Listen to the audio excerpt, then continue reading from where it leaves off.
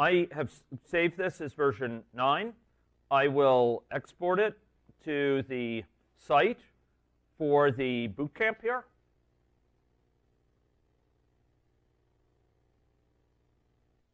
And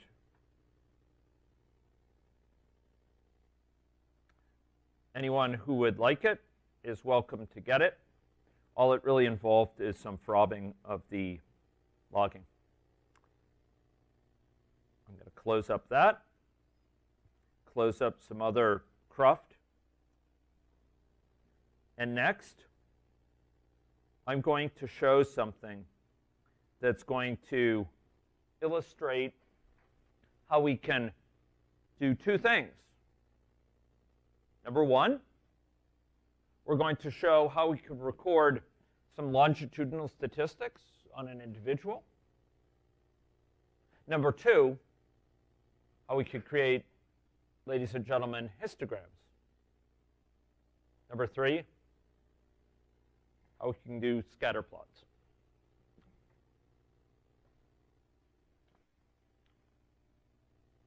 Okay. For those visitors from Australia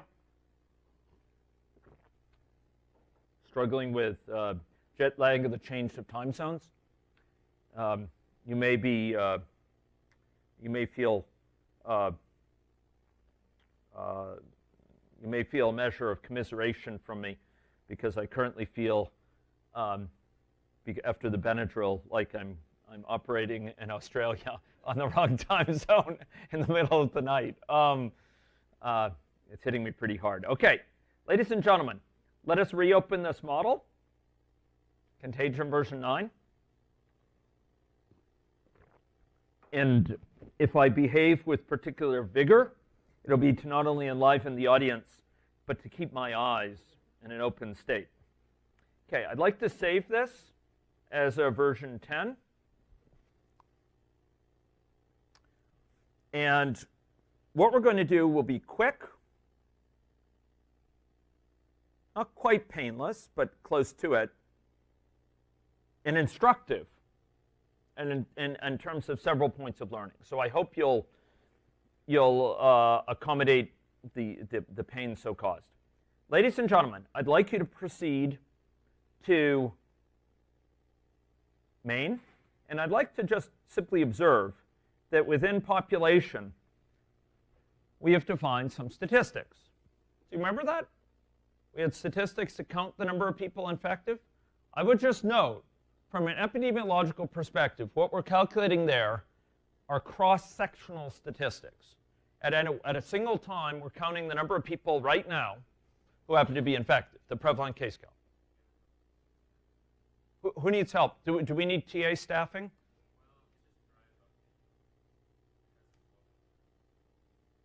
Is that right? This is what Ashish was encountering. Okay, actually what we're going to be doing here does not depend on version 9. So if you have recourse to version 8, which was the version prior to lunch and prior to the mango exposure, you'll be in fine shape. Okay? Okay. To the fateful mango. Okay, ladies and gentlemen. So I would note again, the population has very nice mechanisms for declaratively indicating, that is indicated without programming, in a traditional sense of the word, what information we want to collect. The count of people with a certain characteristic, the average income, say, or average age, the sum up across the population of wealth, or the minimum or maximum wealth within a population, for example. In short, if we want to create a cross-sectional summary of the population, we can do so. Associated with people who okay. The hypothesis has been falsified. Science moves forward apace. That's great. Thank you, Jason. That was Good call for the experiment. Yeah, yeah. Okay, now we know we can proceed to seek help. Okay, so these are for cross-sectional statistics. We sometimes have statistics that are not of that character. An example is we have infectious case counts, which are, and these are incident case counts. The number of incident cases within, say, a week's time. And we want to keep them. That's not a cross-sectional statistic. At any one time, you can't summarize what that will be. You're going to have to keep track of the number that have occurred over a week. Do you appreciate that? The number of new cases that came over a week. Can I show you how to do that? Okay. The answer here is quite simple, but it requires a modicum of mechanism. It's a pattern we add to the model that comes together as a group. It's a logical chunk of work that will involve a couple pieces. And I'd like you to mark these couple pieces that come together. What it will require is an event, a variable, to keep track of the cumulative number that have appeared in a week, the running tally, and then a mechanism to keep track of that tally. Increment it each time someone's infected. And then when that event fires, it's going to output the tally, or otherwise store it away, and it's going to clear the tally for the next week. So we're going to have a running total for that week. It's just like those running totals that date back to the Paleolithic era. Examples of those going back at least 40,000 years, this sort of thing. And you have this running tally. You total it up for the week. Here's our 7. At the end of the week, we write it down in our ledger book, and we erase it, and we're back to 0. That's what we're going to be doing, but in a computational form to which our ancestors lacked recourse. Okay? Okay, so those are the 3 pieces. Event, to clear an output, a running tally, and the mechanism to increase that tally. Are you ready? The thing that's a little bit confusing, I asked Jeff to note this once more. This pattern, as often the patterns do, span 2 areas. It spans main, and it spans person. But it comes together as a unit, Jeff. And this is exactly how we were saying patterns can span those areas, but be logical patterns. Okay, ladies and gentlemen, what things need to live in main? Of those 3 things I've listed, the event, the running total, and the mechanism to increase the total when someone gets infected, which of those live in main?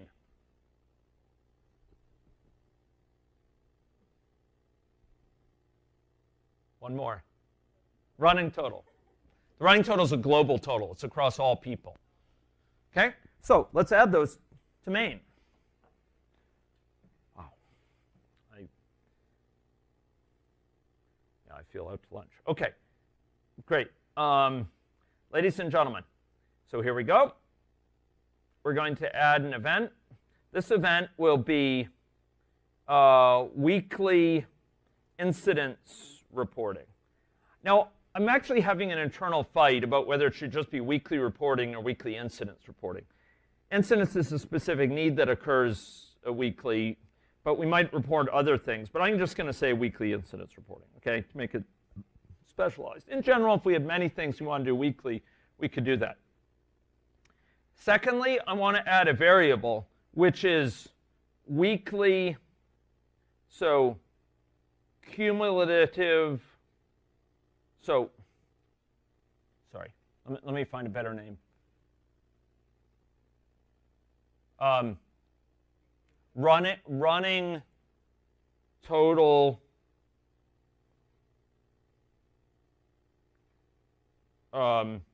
total incidence for week. How's that? It's a bit long, but as my students can assure you, it's not the longest name I've ever written. Running total incidence per week. I'm sorry, it's imperfect, but I think it'll do. At least it benefits by clarity. It's a running total. It's not the total for the week. It's a running total for the week. Okay? The initial value of that total will be 0. Well, we'll sort of say we start running at the initial time. Okay? What is the weekly event going to do? Okay, first of all, is it a one-time event, or is it an event that needs to occur more than once? Well, well, okay, first let me ask, sorry. Is it a timeout or a rate event or a condition event? It's a timeout event, it turns out. And it occurs cyclically. Every one, what do you think, 1 day? 1 week. I'm just saying, imagine we want weekly totals. I'm showing if it's different than the standard time unit. Say weekly, okay? You could have it monthly, etc. It occurs at day 0 and then every 1 week after that. Are we okay with that? You notice here that you can log it automatically to the database that when this occurs, okay, as per other events. Okay, the action here, the action will be to do what? This is where the action's at. What do we need to do? Well, we'll save this away, report it, in short, and then we need to do what to the running total? If it's the end of the week, we save away the running total in our ledger, and then what do? We initialize it back to 0. We wipe it clear. In the Paleolithic, they didn't have that option. It wasn't so easy because it was on rock. Okay, ladies and gentlemen. So there's a couple ways we could do this. One thing is the sort of simplest way, and then we'll refine it. We'll do a trace. We'll say weekly total is colon plus, and what is the weekly total? What is it given by? By the, begins with V. Variable, yeah. Okay, running total for week, right? Let me put it up on the big screen so you could see it. Weekly total is such and such. I'll make it a little bit smaller so it doesn't have to stretch. Boom. There it is. There it is. Okay? So the weekly total is this. This is just a so-called string. It just says print exactly this. And then it concatenates it. If I were you, I'd put a space after this to make it, to prettify it. Okay? What time is Christine coming? 2:45? Thank you. Thank you.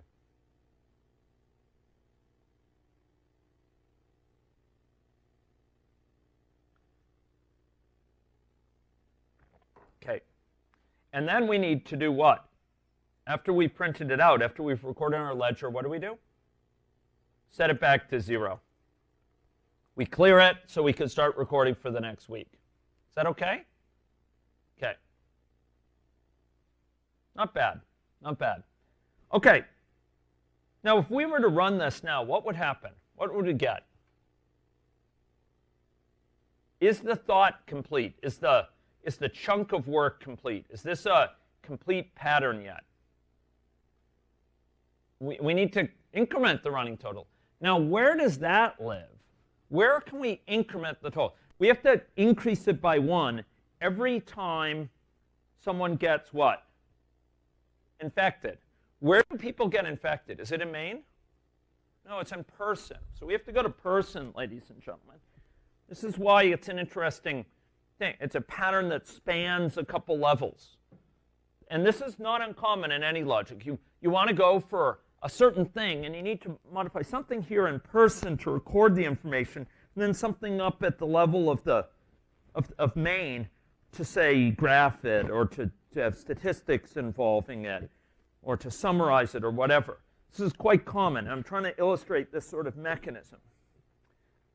Okay. Very good. Okay. So where does infection occur here? Anyone? Where would we increment that count?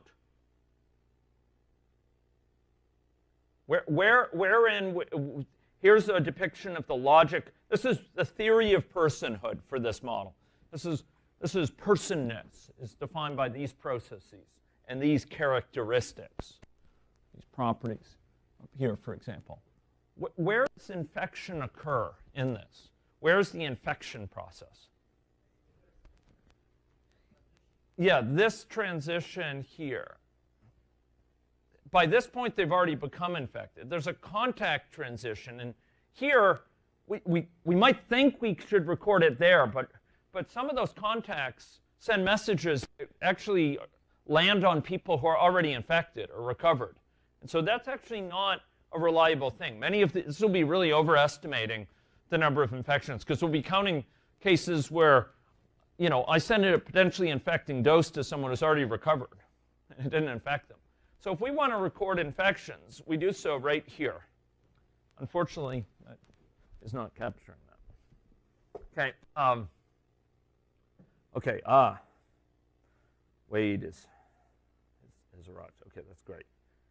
Okay, so ladies and gentlemen, here, what do we need to do at this point? Where do we need to put a bit of logic to increase that count? In the action. Okay, how would I refer to that variable from here? I'm in person. How do I refer to that variable, that running total? Main dot. That's right. That's right. Oops, not that one. This one. Okay. Main dot running incidents. Now, the thing we could write is equals this plus 1, right? It turns out we have in Java you have a nicer way of writing that. Because with this, it's a long name on both sides. You got to look, is it the same name on both sides? It's kind of wordy. Instead, the way we write this, it's a little bit puzzling, but it grows on you. You write plus plus. Means whatever it is, you increment it by 1. Alternatively, if you prefer something less cryptic, you could write plus equals 1, which means it's equal to its previous value plus 1. I'll do the plus plus to introduce you to that notation. Okay. Okay, ladies and gentlemen, this increases it. And now, if we were to run this, let's build it. Build. It's a happy camper. And now I'd like to run it. Okay. Weekly total is 17, 58, 68, 59, 41, 18, 21. It's illustrating the running total. Do you see that? Do you see that? Oh, okay. Help TAs mobilize.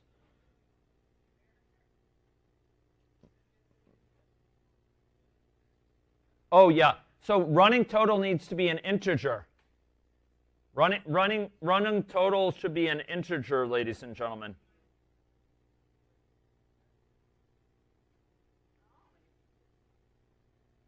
Okay. So ladies and gentlemen, the running total in main should be an integer. Its initial value should be 0. And we don't need a decimal thing like 1.0. It should be 1. Okay? Okay. Who else needs help?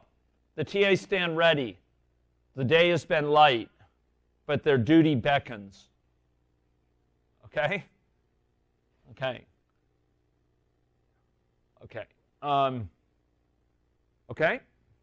So, ladies and gentlemen, now we see it running, and we could see it outputting these weekly totals. Let's do something a little bit better than this. I'm teaching you a basic skill here, so forgive me. You ready? You ready? Okay. Let's do something just a wee bit better. Watch this. I was exporting those things, and they were all fine and good. These weekly, oh, okay, now it's scrolled off. And that's exactly the point. I went so long, it died out, and it went really rip-snorting fast because there were no infections occurring. And it scrolled off, so I can't even get back to them. And it shows the risk of just exporting it here. Let's suppose I want to export it to I don't want to rely on just this console. I want to export it in some sort of better way. Okay, so we repair to the palette, ladies and gentlemen. Okay. I'd like you to go in the palette down to Analysis tab. And for the first time, I'd like you to grab something called a data set out of Analysis.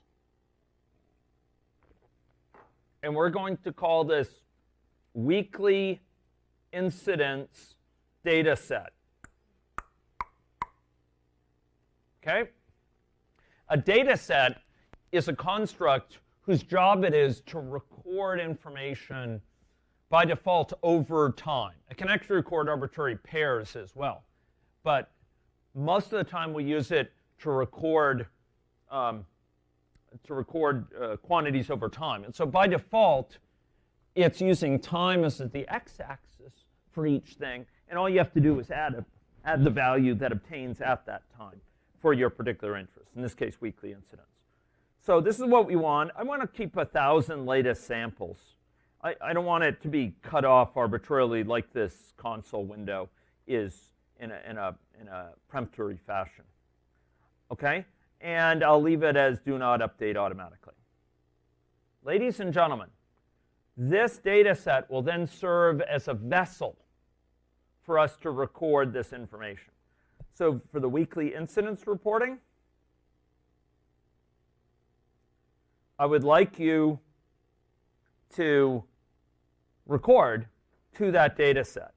I will ask you, where should this go? If I want to write the running total to a data set, should I just put it at the end to do this? Should I do it here? Why not? It's already been zeroed out. So by that time, it's already 0. So I need to do it somewhere before I zero it out, like maybe up at the top. Shall we say? Okay, now watch this. This dot weekly, I'm gonna get that value to be stored away. Weekly incidence data set dot add this dot running total incidence for week.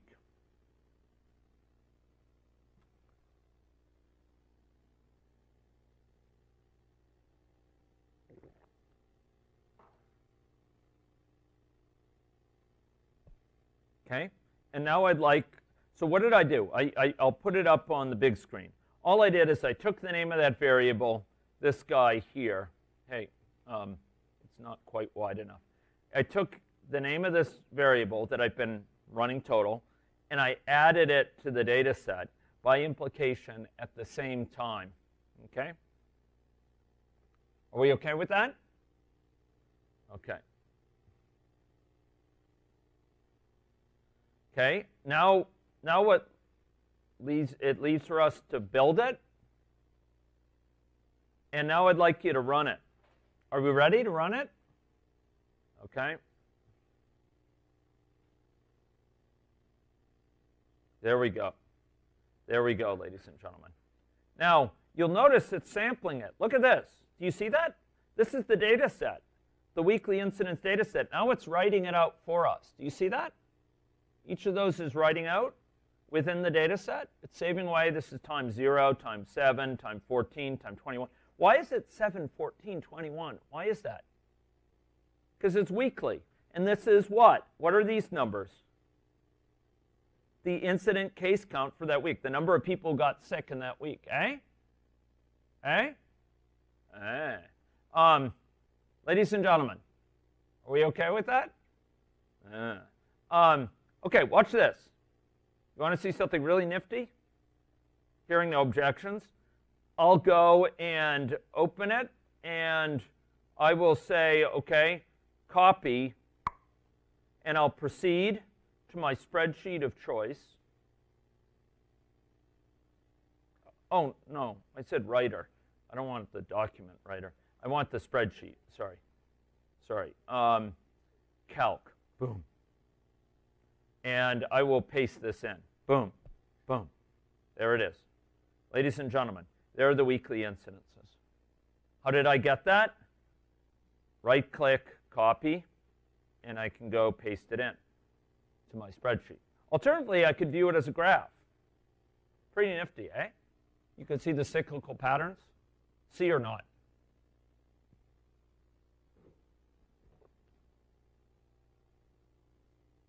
See.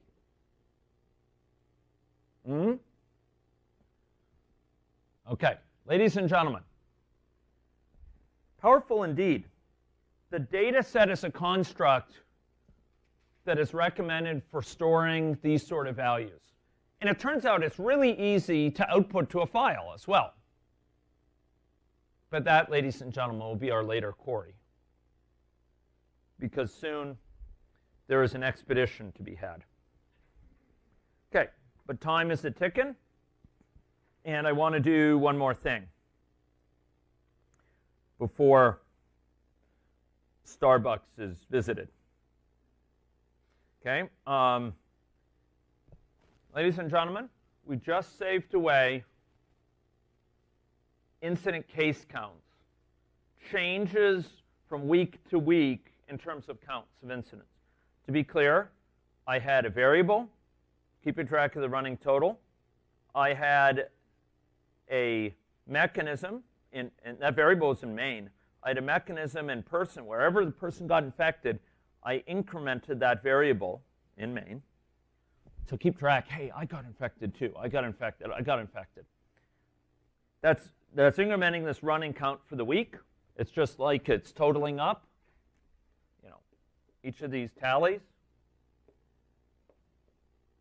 And then come weekend, this event fires, because it has been told, ladies and gentlemen, to fire off every 1 week. At that point, we add the value that we've been including to this data set, which provides us a way of graphing, exporting, viewing this running total. We print out a little reminder of it, and we zero out the running total because we're beginning the next week. Is that clear? Okay, let's do one more thing here. So that was the running total, okay? And I will record that. And now I'm going to begin